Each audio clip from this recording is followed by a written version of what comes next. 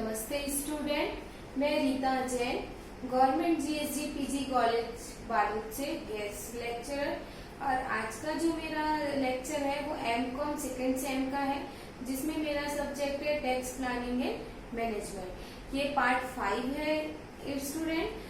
देखिए, पहले के जो 4 पार्ट है मैंने आपको उसमें बताया था एडवांस टैक्स के बारे में कि एडवांस टैक्स ऑफ पेमेंट क्या होता है, अग्रिम कर के अंतर्गत कैसे कुल आय की गणना करनी है और उसके अंतर्गत किन किन किस्तों में क्या करना है, जो है अग्रिम कर का भुगतान करना है और उसकी जो है नियत तिथि क्या है और कौन से तारीख को मतलब कि एडवांस टैक्स जमा करना होता है। अब देखिए, आज की जो क्लास है उसमें मैं आपको बताऊंगी यदि टाइमली नियत तिथि को ही अगर जो है आयकर की अग्रिम कर की राशि की गणना जो है जमा नहीं की जाती है तो उस पर जो है ब्याज लगाया जाता है। तो उस ब्याज के संबंध में क्या प्रावधान है वो मैं आपको बताऊंगी। तो चलिए स्टार्ट करते हैं आज की class tax planning and management subject के अंतर्गत। तो एक करदाता है, यदि वो जो है अग्रिम कर की राशि का भुगतान नहीं करता है तो उसको जो है ब्याज का भुगतान करना पड़ता है। तो जो ब्याज का भुगतान करना पड़ता है उसकी धारा है अंडर सेक्शन 234 बी सेक्शन के अंतर्गत क्या करना पड़ता है, ब्याज की राशि का भुगतान करना पड़ता है। अब देखिए, ये जो ब्याज लगेगा वो किस पर लगाया जाएगा।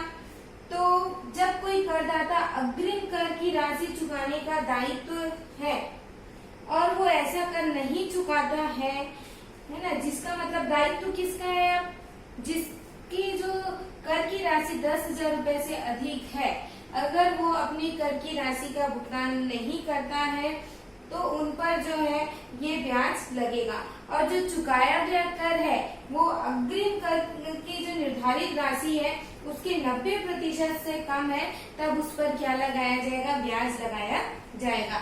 अब ये जो ब्याज की दर है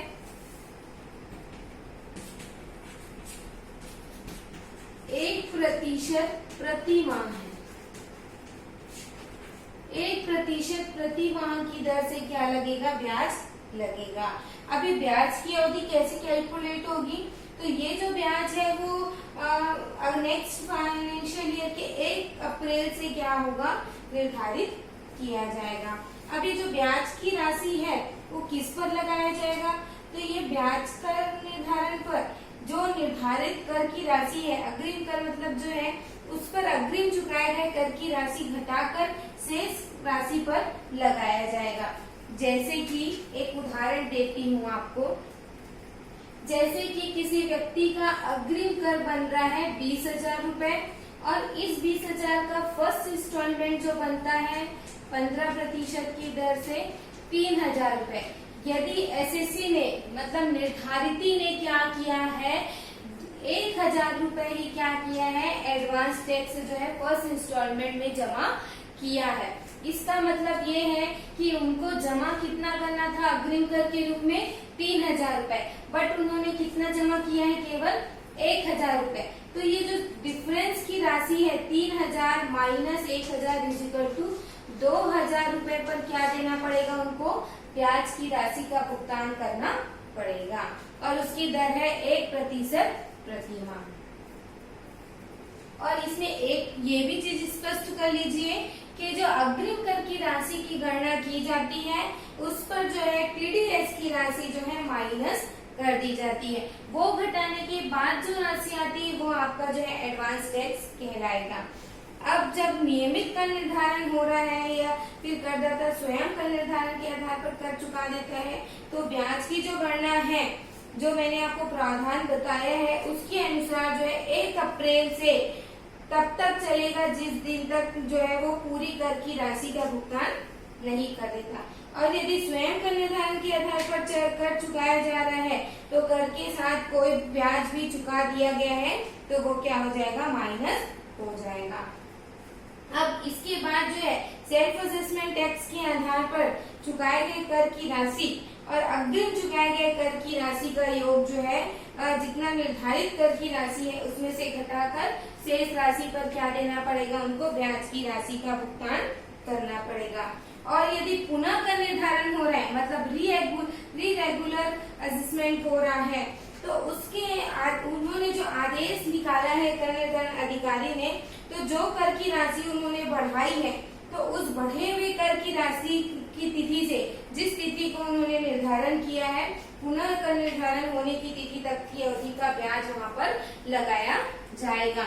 मतलब जिस साल का उनका रीओपनिंग हुआ है, असेसमेंट जो है रीओपनिंग हुआ है, उस टाइम से लेकर के जिस तारीख को जो है निकाला जाता है उनके खिलाफ ऑर्डर, उस तारीख तक का क्या लगेगा, वहां पर ब्याज देना पड़ेगा। यदि जो एसएसी है, निर्धारित है, वो कर की राशि का जो है पुनः निरीक्षण या अपील या फिर त्रुटि सुधार के आदेश देने के लिए भेजता है, या उसकी कोई कर की राशि घटती या बढ़ती है, तो भी उसी हिसाब से जो है ब्याज की राशि भी घटेगा और बढ़ेगा। यदि कर की राशि बढ़ी तो ब्याज भी बढ़ेगा, और यदि कर की राशि घटी तो ब्याज भी क्या हो जाएगा, कम हो जाएगा, और उस ब्याज को क्या करना पड़ेगा, गवर्नमेंट को रिफंड के रूप में एसएससी को देना होगा। तो ये जो देय तिथि पर अग्रिम कर का जो भुगतान है वो किया जाता है, जिस तारीख को करना है। इसके बाद इसी के अंतर्गत एक धारा और आती है जिसको बोलते हैं अंडर सेक्शन 234C।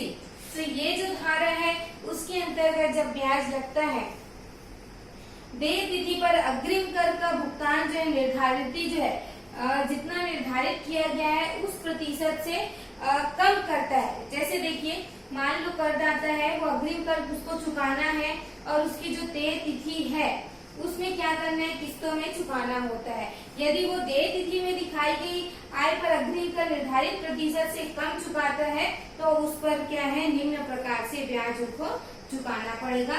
तो ये ब्याज देखते हैं कब कब किस तरीके से चुकाना है।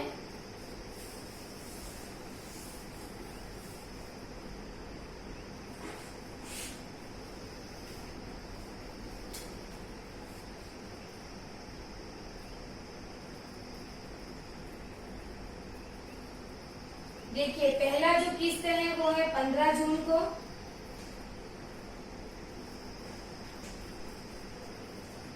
15 जून को जो है 12% से अगर कम चुकाता है तो उनको जो ब्याज लगेगा वो 1% प्रति माह की दर से 3 मंथ का क्या लगेगा, ब्याज लगेगा। 1 अप्रैल और मई और जून भी पूरा काउंट होगा, क्योंकि इसमें जो मान लो एक दिन भी होता है तो उसको क्या माना जाता है, पार्ट ऑफ द मंथ माना जाएगा। ये फर्स्ट हो गया। सेकेंड कंडीशन में उनको 15 सितंबर को चुकाना पड़ता है, जिसकी राशि आएगी यदि वो क्या होता है 36% से कम। मतलब सेकेंड इंस्टॉलमेंट में उनको 45% जो होता है वहां तक का पे करना रहता है, सेम रहेगा 1% प्रति माह की दर से 3 मंथ का। थर्ड आ जाएगा 15 दिसंबर को, इसमें आ जाएगा 75% तक चुकाना है।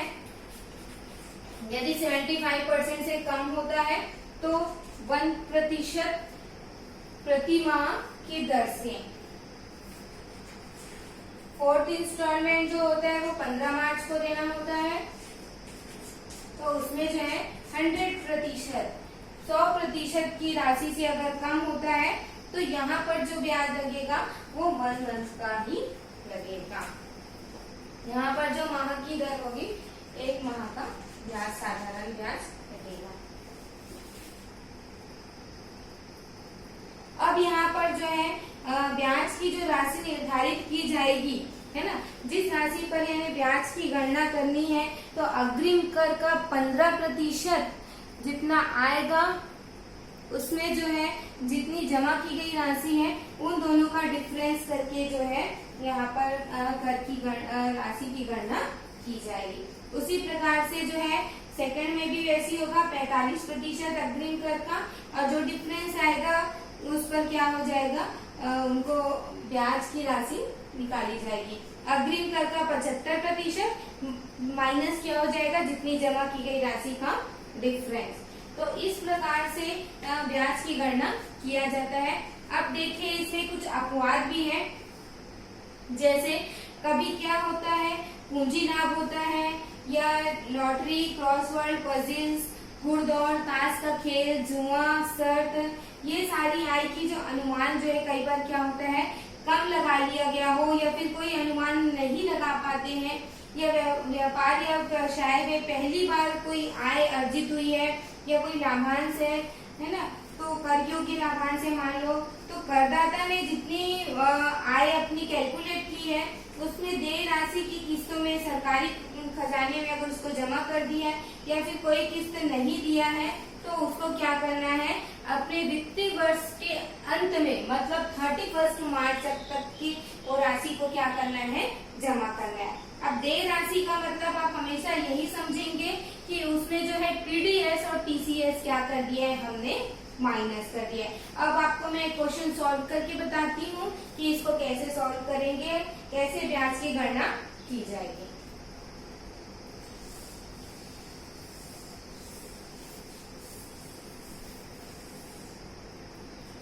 देखिए क्वेश्चन दिया है, और ये इसके पहले के 2 लेक्चर में मैंने आपको होमवर्क दिया था, तो अगर होमवर्क आपका जैसे ही कंप्लीट होता है मुझे जरूर कमेंट करेंगे कि आपने होमवर्क अपना कंप्लीट किया है या नहीं, या आपको जो है क्वेश्चन सॉल्व करने में कोई भी प्रॉब्लम हुई है तो मुझे कमेंट करेंगे। देखिए क्वेश्चन दिया है कि मिस्टर एक्स है, वो भारत का निवासी है और उसकी कुल आय 5,27,500 है।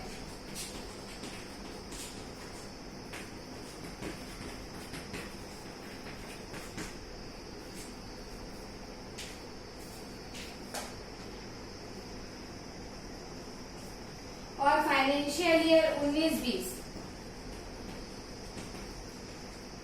अग्रिम किस्त की गणना करनी है, अग्रिम राशि की गणना करनी है, किस्तों की गणना करनी है, और उद्गम स्थान पर जो कर की कटौती हुई है, टीडीएस जो कटा है वो 180 रुपीज है।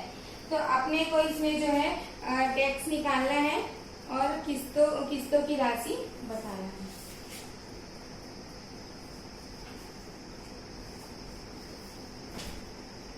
तो सबसे पहले टैक्स निकालेंगे तो क्या हो जाएगा, 2.5 लाख तक नील हो जाएगा। फिर नेक्स्ट जो है 2.5 से 5 लाख तक कितना परसेंट आ जाएगा, 5%, 12,500, और शेष कितना बचेगा 27,500, इसका कितना आ जाएगा 20%, 20% कितना आ जाएगा 5,500 को जोड़ेंगे तो आ जाएगा 18,000 प्लस 4% क्या करेंगे, शिक्षा उपकर आ जाएगा 720 रुपए, 18,720। ये आपका क्या आया, कर आया। अब इस कर में जो है उद्गम स्थान पर कर की कटौती हुई है 180 रुपए, टीडीएस काटा है गया है, वो क्या हो जाएगा माइनस। तो 18,540 क्या बनेगा इनका, देय कर या एडवांस टैक्स। अब ये जो एडवांस टैक्स की राशि आई है उसको इंस्टॉलमेंट में पेमेंट करना है, तो 18,540 का 15% जो है फर्स्ट इंस्टॉलमेंट जाएगा,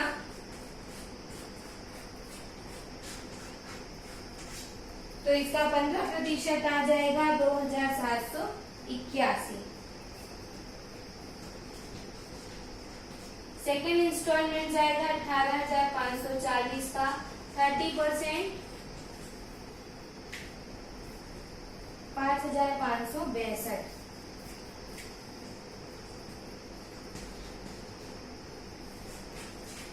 $18,540 का 30%, 5,562। फिर जो शेष बचेगा 25%, 35% कितना हो जाएगा 4,635। ऐड करेंगे तो पूरा अपना 100% हो जाएगा 18,500 40। तो इस प्रकार से स्टूडेंट इस क्वेश्चन में जो है अपने को अग्रिम कर निकालने को कहा गया था, और अग्रिम कर निकालने के बाद जो है एडवांस टैक्स की जो किस्त है वो कौन कौन सी किस्त बनेगी और उसका डेट। तो फर्स्ट इंस्टॉलमेंट 15 जून को, सेकेंड इंस्टॉलमेंट जो है 15 सितंबर को, थर्ड इंस्टॉलमेंट 15 दिसंबर को, और लास्ट इंस्टॉलमेंट जो पेमेंट होगा वो कब होगा, 15 मार्च को पेमेंट किया जाएगा। अब मैंने आपको उद्गम स्थान पर कर की कटौती दी है, तो क्या करना है उसको भी मैंने इस क्वेश्चन में आपको बता दिया। अब जो नेक्स्ट क्वेश्चन है उसमें मैं आपको बताऊंगी कि ब्याज की गणना कैसे करें।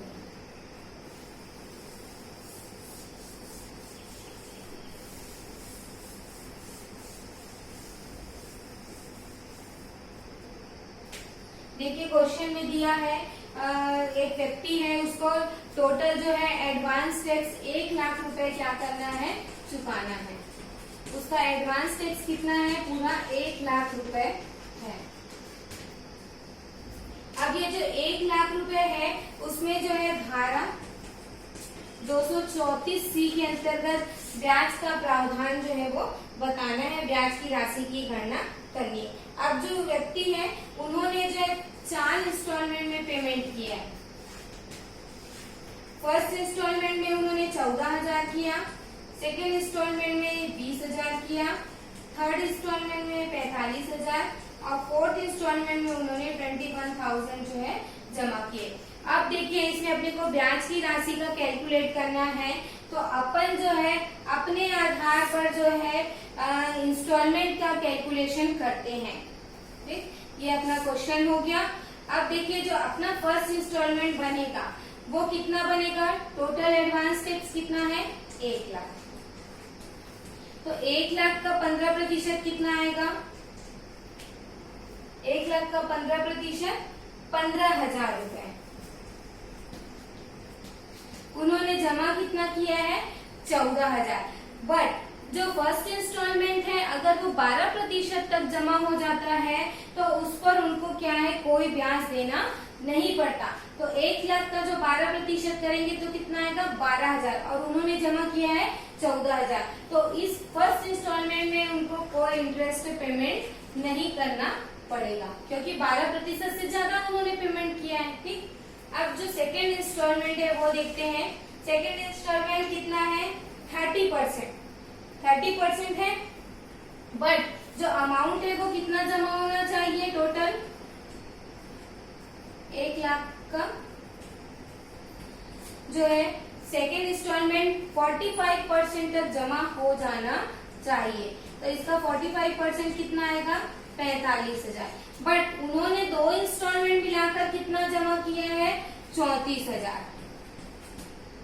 ओके, दोनों इंस्टॉलमेंट बना के कितना होना चाहिए, 34,000 जमा किया, जबकि होना चाहिए था 45,000। तो डिफरेंस कितना आ गया दोनों का, 11,000। तो जो है उनको इस पर क्या करना पड़ेगा, इंटरेस्ट पेमेंट करना पड़ेगा। तो 11,000 का कितना इंटरेस्ट होगा, 1% पर मंथ। तो अपने को कितने महीने का निकालना है, 3 मंथ का। तो आ जाएगा 3, कितना हो जाएगा ये, 330 रुपए।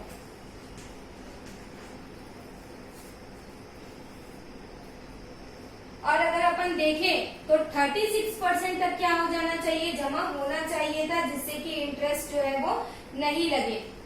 तो 1 लाख का 36% कितना हो जाएगा, 36,000। बट उन्होंने जमा कितना किया है, 34,000, इसलिए यहाँ पर इंटरेस्ट जो है लगेगा। फिर देखिए थर्ड इंस्टॉलमेंट में उनका 1 लाख का कितना % तक जमा हो जाना चाहिए, पैसा 75% जमा होना चाहिए। कितना होगा इसका 75%, 75,000। बट उन्होंने तीनों मिलाकर के कितना जमा किया है,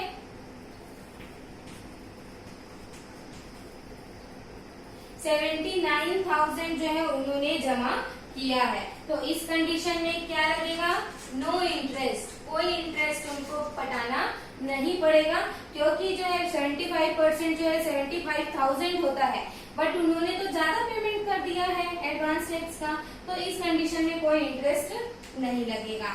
अब जो फोर्थ इंस्टॉलमेंट है वो कितना होना चाहिए, पूरा 1 लाख। अब आप तीनों को टोटल करिए तो आपका 1 लाख आता है कि नहीं आता, 79 प्लस 21, तो ये हो जाएगा 1 लाख। मतलब उन्होंने पूरा जो है 100% जो है पेमेंट कर दिया है, तो उनको कोई इंटरेस्ट पटाना नहीं पड़ेगा। तो ऑल ओवर बात करें, फर्स्ट इंस्टॉलमेंट में नो इंटरेस्ट, सेकेंड इंस्टॉलमेंट में 330, थर्ड में नो इंटरेस्ट और फोर्थ में भी कोई इंटरेस्ट नहीं। तो जो है इंटरेस्ट उनको पटाना पड़ेगा, वो टोटल इंटरेस्ट 330 रुपए ब्याज के रूप में उनको क्या करने पड़ेंगे, जमा करना पड़ेगा, जो कि कौन से इंस्टॉलमेंट का है, सेकेंड इंस्टॉलमेंट का जो इंटरेस्ट है वो उनको क्या करना पड़ेगा, जमा करना पड़ेगा। ये जो था धारा 234 सी के अंतर्गत मैंने आपको बताया कि कैसे इंटरेस्ट का कैलकुलेशन करना है, और धारा 34 बी क्या होता है वो भी मैं आपको बताऊंगी। सो स्टूडेंट, आज की क्लास जो थी ब्याज की थी, इसका क्वेश्चन जो है एग्जाम में पूछा जाता है, ब्याज का क्वेश्चन की ब्याज की राशि की गणना कैसे करनी है, बहुत इंपॉर्टेंट है ये चैप्टर। और इसकी थ्योरी भी आती है जिसमें ब्याज संबंधी प्रावधानों को पूछा जाता है कि धारा 234 ए, धारा 234 बी, धारा 234 सी क्या होता है, समझाइए। सो स्टूडेंट, ये जो क्लास थी ब्याज के संबंध में थी, आई होप आपको जो है अच्छे से ये जो है ब्याज का कैलकुलेशन समझ आ गया होगा।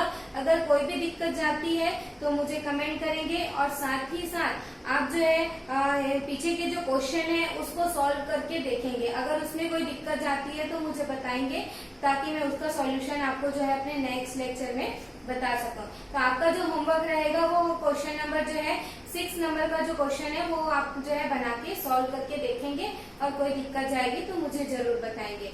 सो आज की क्लास थी ब्याज के संबंध में, और जो ब्याज का प्रावधान है एक बार फिर से मैं रिमाइंड करा देती हूँ। मैंने आपको जो है 234 ए नहीं बताया है, 234 बी और सी क्या होता है वो बताया है, जिसमें मैंने आपको आज सिर्फ 234 सी का ही क्वेश्चन सॉल्व करके बताया है। अभी अपना 234 बी क्या होता है वो बचा है, तो वो मैं अपने आपको नेक्स्ट लेक्चर में जरूर बताऊंगी कि जो 234 बी के अंतर्गत जो क्वेश्चन बनेगा वो कैसे बनेगा, जिसमें दोनों धाराओं के अंतर्गत जो है टैक्स लगेगा, 234 बी के अंतर्गत भी और 234 सी के अंतर्गत भी। तो आज की क्लास में मैंने आपको जो है सिर्फ 234 सी क्या होता है वो बताया था, जिसके अंतर्गत जो है निर्धारित दर से जो है कम किस्तों का पेमेंट करने पर जो है कैसे इंटरेस्ट लगता है। सो थैंक यू स्टूडेंट, और जो है क्वेश्चन को जरूर सॉल्व करेंगे और मुझे बताएंगे। Thank you.